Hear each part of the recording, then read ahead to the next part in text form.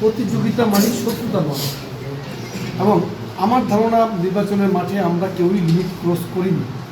আমি আমার পক্ষ থেকে বলছি, আমি এই মোস্তফাকে সিঙ্গেল আউট করে কখনো চরিত্র হরণ হওয়ার মতন বা করার মতো কোনো বক্তব্য ব্যাপারে ওনাকে সিঙ্গেল আউট করেই আমি আসলে কোনো বক্তব্য রাখিনি।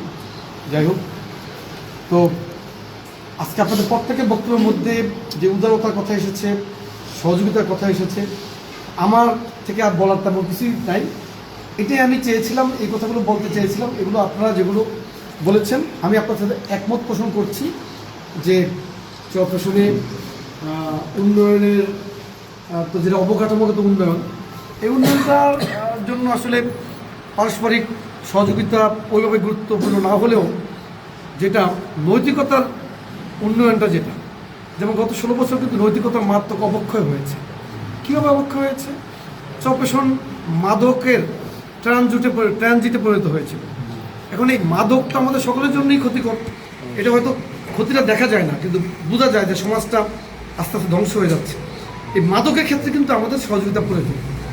অবকাঠামোগত উন্নয়নগুলো, হ্যাঁ, এখানে অ্যালোকেশন আসবে, কেউ না কেউ হয়তো এটা ঠিকাদারি নেবে, সে করবে। এখানে চেষ্টা করবো চাঁদাবাজি যাতে না হয়, কাজের মান যাতে ভালো থাকে, এটা একটা। কিন্তু আমি যদি চাঁদাবাজকে এই সমাজ থেকে নির্মূল করতে চাই, তাহলে এই সমাজে বসবাসরত সকল নাগরিককে, প্রত্যেক মানুষকে সহযোগিতা করতে হবে। আমি দুর্বৃত্ত মুক্ত করতে চাই, সকলে সচেতন হতে হবে যে না, এখানে অন্যায়কারী এই লোকগুলাকে পরিহার করতে হবে, এদেরকে প্রতিরোধ করতে হবে। একইভাবে সন্ত্রাস, চোর, ডাকাত, এগুলো আমরা যদি নির্মূল করতে চাই এবং ভবিষ্যতে যদি আমরা যে পরিকল্পনা আমরা সবাই মনে মনে পোষণ করি যে আমরা এই চরফ্যাশন মন্ত্রণার যে বিস্তীর্ণ অঞ্চল রয়েছে, প্রাকৃতিক সৌন্দর্য, লীলাভূমি, এই অঞ্চলকে যদি আমরা সাস্টেনেবল ইকো ট্যুরিজমের আওতায় আনতে চাই, তাহলে আমাদের অবকাঠামোগত উন্নয়নের পাশাপাশি মাইন্ডসেট প্রয়োজন, যে এখানে যারা আসবেন ঘুরতে, পর্যটক, তাদেরকে আমরা রিসিভ করতে পারবো কিনা, আমাদের আতিথেয়তা তাদেরকে দিব কিনা, আমাদের সততার মাধ্যমে তারা আরও আকৃষ্ট হবে কিনা, এগুলোর জন্য সামগ্রিকভাবে প্রত্যেক মানুষের সহযোগিতা প্রয়োজন। একা কেউ এটা পারবে না। তো আমি এই নেগেটিভ যে কাজগুলো রয়েছে এগুলো নির্মূল করার ক্ষেত্রে আমরা জিরো টলারেন্সে থাকতে চাই।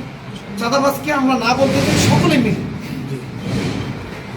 যে মাদক ব্যবসায়ী, তাকে আমরা ধরতে চাই, তাকে আইন শৃঙ্খলা রক্ষাকারী বাহিনীর হাতে তুলে দিতে চাই, সবাই মিলে।